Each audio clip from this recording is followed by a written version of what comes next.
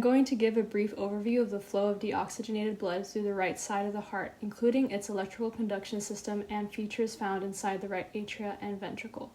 In this drawing, we can see the movement of blood within the heart. Focusing on deoxygenated blood through the right side of the heart, you can see that deoxygenated blood from the body enters the right atrium through the inferior vena cava inferiorly and the superior vena cava superiorly.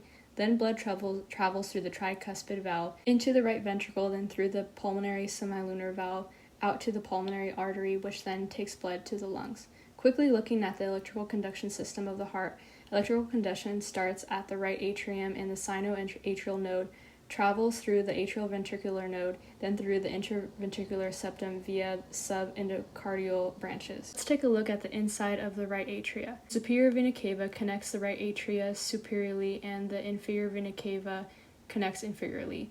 On the anterior wall of the right atrium are the pectinate muscles, which direct to a ridge called the crista terminalis. The sinoatrial node is located at the superior end of the crista terminalis.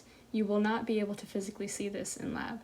In the posterior wall of the right atrium, you can find the opening and valve of the coronary sinus.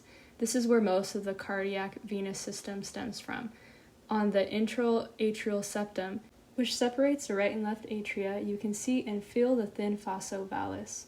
The atrioventricular node is located in the intra-atrial septum superior to the coronary sinus opening. Leading into the right ventricle is the tricuspid valve, which has three cusps, anterior, septal, and posterior. Tendons called the chordae tendineae connect these cups to papillary muscles. Contraction of these muscles prevent the tricuspid valve from inverting back to the atrium, resulting in regurgitation. Attaching to the anterior papillary muscle and the interventricular septum is the septomarginal or moderator band. This band houses part of the right bundle of the conduction system, which directly stimulates the anterior papillary muscles. The muscular ridges seen on the walls are called trabeculae carneae. The superior portion of the ventricle leads to a smooth region called the infibulum, which leads to the pulmonary valve. This contains three semilunar cusps, anterior, right, and left, which protect the opening of the pulmonary trunk.